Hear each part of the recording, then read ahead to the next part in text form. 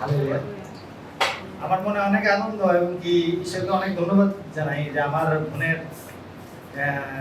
বিয়ে হয়েছে, দীর্ঘ 2 বছর হয়েছে, এখনো কোনো বাচ্চা কাচ্চা হয় নাই। ঈশ্বর আমার বোনের উপর আশীর্বাদ করেছে এবং কি ওনার ওর উপর মুখ তুলে দেখেছে ওর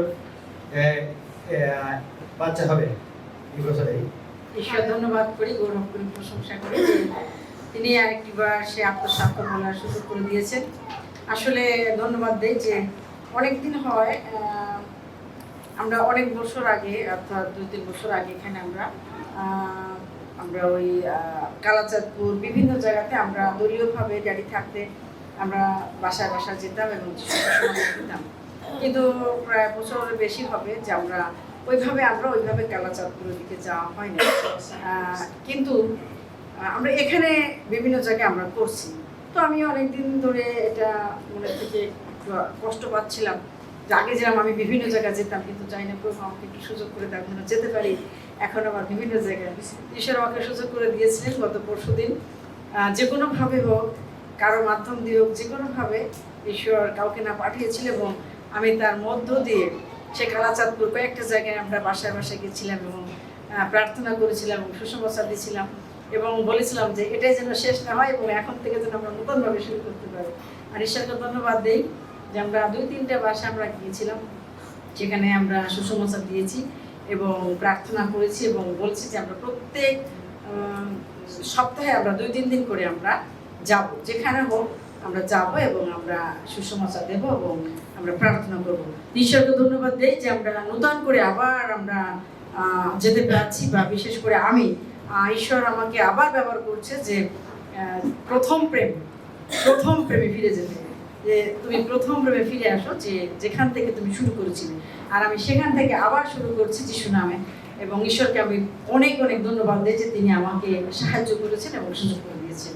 ধন্যবাদ। তো আমার সাক্ষ্য একদম নর্মাল, কিন্তু বিগত এই প্রার্থনা সভায় আসতে চাচ্ছিলাম আমি এবং আমার হাজবেন্ড। তো কোনো কারণে দেখা যাচ্ছে যে আমরা আসতে পারতেছি না। তো আজকেও একটা প্রোগ্রাম ছিল, তো দেখা গেল কোনো না কোনো একটা ঈশ্বর আমাদের সুযোগ করে দিল যেন আমরা এই প্রোগ্রামটাই না যাই, এখানে আসি। তো এর জন্য ঈশ্বরকে ধন্যবাদ।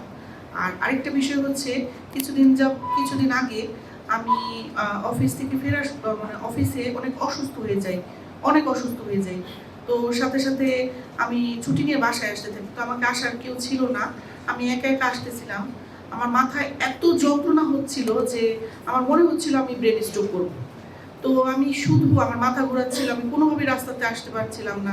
আমার হাজবেন্ড আমাকে ফোন করতেছিল, ফোনে কথা বলার সময় আমার মনে হচ্ছিল আমার মাথা একদম ফেটে যাবে, এরকম একটা অবস্থা।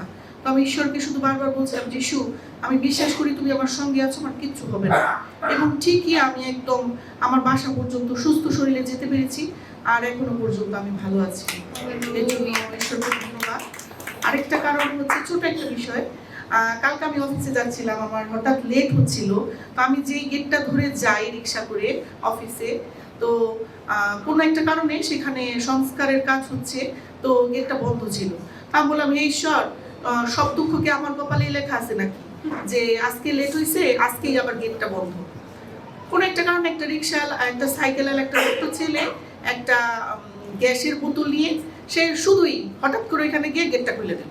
আর ওর টাইমে দেখলাম যে আমার জন্যই আসলে গেটটা খোলা হয়েছে, আমার রিক্সাটাই শুধু ঢুকলো, গেটটা আবার বন্ধ হয়ে গেল। তো ঈশ্বরে বললাম, আমি তখন বুঝতে পারলাম যে